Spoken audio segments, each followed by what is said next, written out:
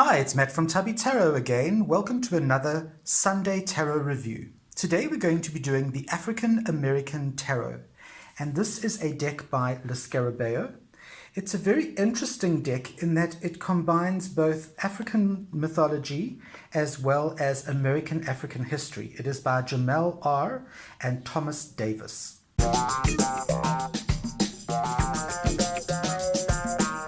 Hi and welcome back. Okay, the African American Tarot. Beautiful tarot deck by Le Scarabeo. Unfortunately comes in a silly little tuck box like this, but it's okay, it's okay. I can live with that. It comes with a obligatory little white book, the standard blah blah, in 400 languages. Tells you the least you need to know about the actual cards. Okay, so putting that aside, let's look at the cards themselves. This is what the back of the cards look like.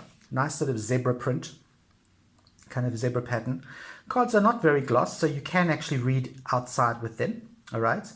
Cardstock, very Le Scarabeo, neither fantastic, neither hideous.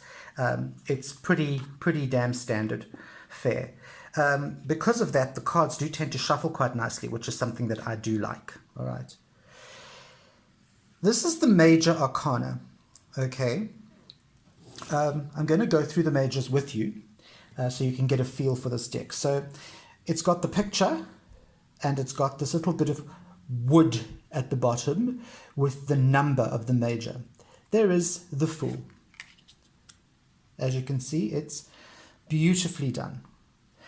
This is the Magician card, all right? And yes, there are one or two little winkies in this deck and boobs, so if you are offended, turn away now. This is the High Priestess. These are beautifully rendered cards, and living in Africa, I can really appreciate the artwork on this. I recognize some of the actual tribes that are portrayed, the Zulu, the Ndebele, the Siswati. So a lot of these actually make sense to me. That is the Empress. And this is the Emperor. Beautiful renditions of these cards. You see the wildlife. This is the Hierophant, or the High Priest, the wise man, the elder of the tribe. Again, you can see the most beautiful animals in the background. Okay, it's a springbok, which is our national anthem in South Africa, our national emblem, should I say. Here we have the Lovers card, and I love what they've done with the angel. They've made him a sort of Zulu impi looking over the two lovers. The Chariot card is gorgeous. It's two water buffalo that are being driven. Love that card. It looks like a big tornado in the background. Here we have Strength. If you look at the face of this man, he has all those eyes, kind of reminds me of the Terra del Fuego, but gorgeously rendered. This deck is very Rider-Waite. Here we have the Hermit. It's very Rider-Waite. It's just done in a very different sort of style, but you can see that it's Rider-Waite immediately. This is the Wheel of Fortune.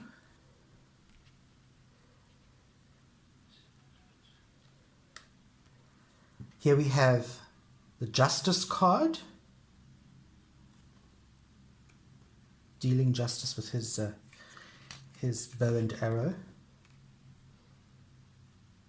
This card it's called the Observer or the Seer, but it's actually the Hanged Man. Okay, very interesting, little eyes. This is obviously the Death card. I like the way they've got Death as almost a voodoo maiden. Okay, there we go. Here we have the Temperance card. I'm not 100% sure how that ties in, but yeah, okay, you know, that's the Temperance card. This is the Devil card, very interesting. It's a spider. So we have the spider with his web that is keeping us entangled. Okay. Here we have the Tower. Interesting Tower card. Okay. Then we have the Star. Beautiful, beautiful Star card. Love the way it's got the cloud on the one side and it's kind of moving over, exposing the stars. We have the moon card with the hyenas. We have the sun card. I like that they've got two children playing, which is very much the Marseille. We then have Judgment. Again, wonderful that instead of a proper angel, they've got this water buffalo. Okay.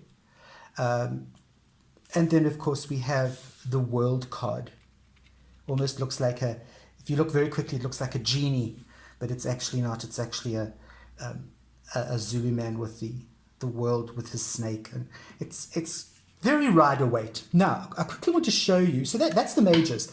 Now what I want to do is I want to show you why it's called the African American Tarot. Let us have a look here.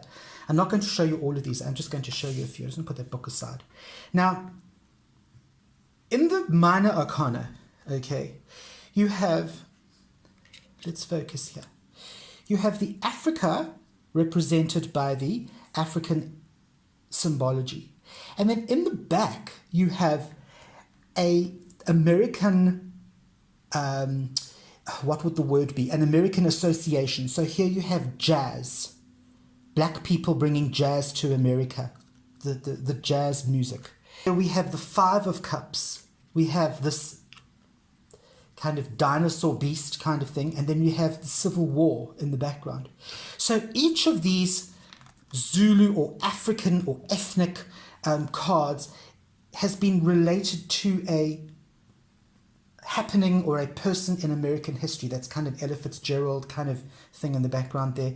Here we have a kind of, it's the Seven of Cups. Here we have the Africa. There's Queen Victoria, and we have a black man presenting something to Queen Victoria. These are all historical moments, and you can see all of them have got a little Americanization. Okay, this one doesn't really. But you can see that they do tend to have, for instance, this one's got an American runner. Okay, and that is why they've called this the African American deck. Red Indian. There. All right. So it's a lovely deck. It does. Personally, I tend to ignore the Americanization because it's so tiny, and my American history is not very good because I live in South Africa, so I don't really know that much about American history. But as I focus mainly on these beautiful color images, but if you are interested in American history, if you are very up to date with your American history, you will probably recognize these bits in the corners of the cards. Look there. And it reads pretty well. All the readings I've done with it have come out fine. It's not one of my best. It's not one of my worst. It's definitely a deck that I'm very happy having in my collection. Thank you for watching. I will be back next Sunday with another review.